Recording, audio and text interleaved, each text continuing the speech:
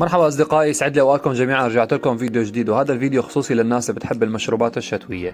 بالمشروب الأول رح ناخد 3 معالق شوكولا بودرة، ورح ناخد برتقالي ناخد منها بس القشر، ورح ناخد 200 ميلي حليب.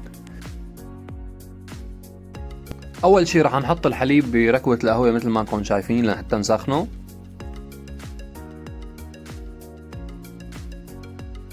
ورح ناخد من البردقانة بس القشر تبعها بهذا الشكل.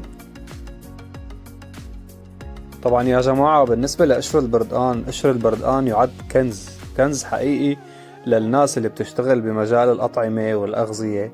بتعرف قديش قشر البردقان بيعطي نكهة كتير طيبة. راح نحط قشر البردقان اللي أخذناه فوق الحليب، وراح نحط 3 معالق شوكولا بودرة. طيب أنا حاليا عم بشتغل وعم حط لك مشروب وعم بشتغل لك شغلات حلوة هيك، يا ريت تنزل لتحت وتشترك بالقناة وتفعل زر الجرس وتحط لي لايك، لأنه الدعم كتير عم يفرق معنا وبتشكركم كتير عليه. ورح نشغل تحتهم على نار وسط تقريبا ل5 دقائق.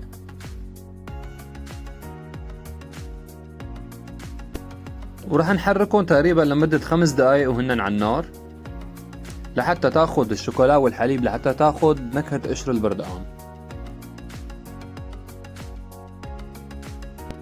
وبس تغلي مثل ما انكم شايفين بنطفي تحت النار مشان ما نبهدل الدنيا وتفور على الغاز وناكل أكله.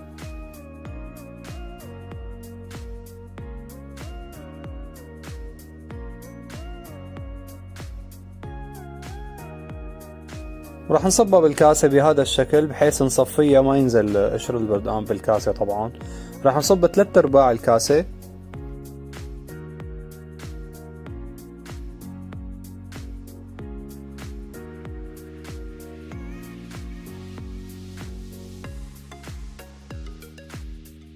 رح نحط فوقها كريمة شانتيه او اي نوع كريمة مخفوقة. الكريمة مو ضروري تحطوها، اذا بتحبوا حطوها، اذا بتحبوا ما تحطوها، ولكن انا بفضل تنحط لانه بتعطي طعم طيب مع الشوكولا بصراحة. ورح نزين الكريمة بشوكولا بودرة مثل ما انكم شايفين بهذا الشكل، ما لازم نكتر كتير. ورح ناخد شوية من قشر البردقان بنكون مجهزينهم نحن على جنب طبعا، وبنحطهم فوق الكاسة بيعطوا شكل كتير حلو. صحتين وهنا، وجربوها واعطوني رأيكم. وهلا رح ننتقل معكم للمشروب الثاني اللي هو سحلب. ولحتى نساوي مشروب بالسحلب، أول شي رح نحتاجه هو الحليب البارد. تاني شي هو بودرة السحلب. بالنسبة للسحلب ممكن تلاقوه سائل جاهز بعلب مثل علب الحليب، ولكن أنا بفضل ناخد البودرة لأنه البودرة بيكون قوامه أحسن وفينا نتحكم بالعيار اللي بدنا إياه بشكل أفضل.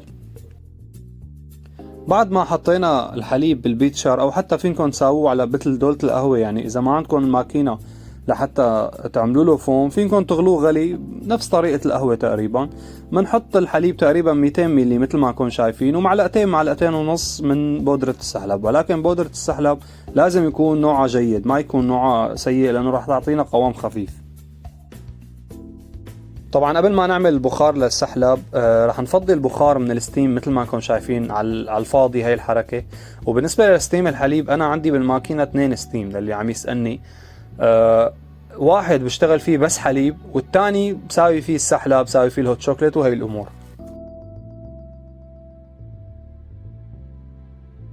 اثناء عملية البخار، اثناء عملية الفوم، طبعا نحن ما بدنا نعمل فوم مثالي مثل فوم اللاتيه او فوم الكابتشينو، لا نحن بس الهدف انه نخلط البودرة مع الحليب بهذا الشكل. طبعا ما بننسى نمسح الستيم بعد ما نخلص ومنفضي من البخار.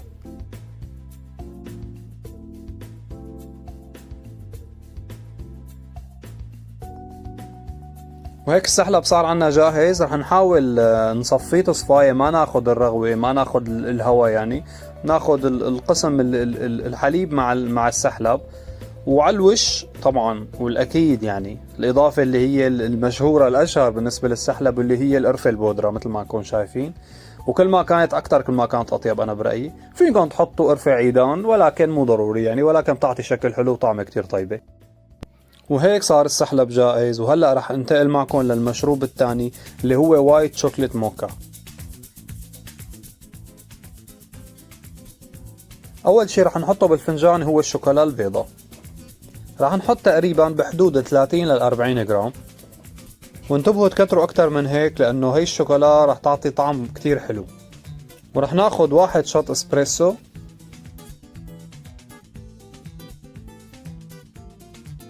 طبعا بكل فيديو لازم أذكركم بقواعد الإسبريسو اللي هي الطحن الفريش، التسوية والكبس، وتنظيف الباسكت منيح قبل ما نشتغل فيها. وما بننسى كمية البن اللي هي من 8 ل 10 جرام بالكتير.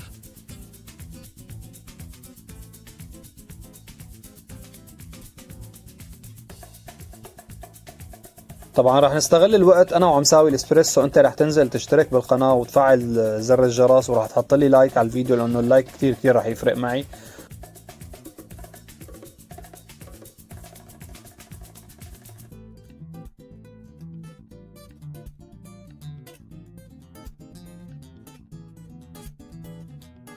وبالوقت اللي عم يتم فيه استخلاص الاسبريسو رح نعمل فوم للحليب.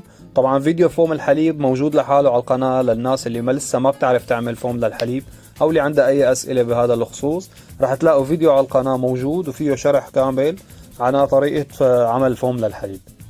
بعد ما خلصنا فوم الحليب ما بننسى طبعا نمسح الستيم اهم شيء، ومنفضيه هيك بنعمل حركة على الفاضي.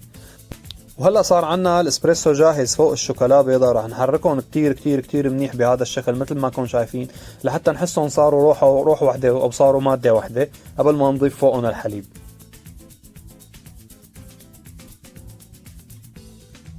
طيب حاليا راح نصب فوقهم الحليب بهذا الشكل مثل ما نكون شايفين.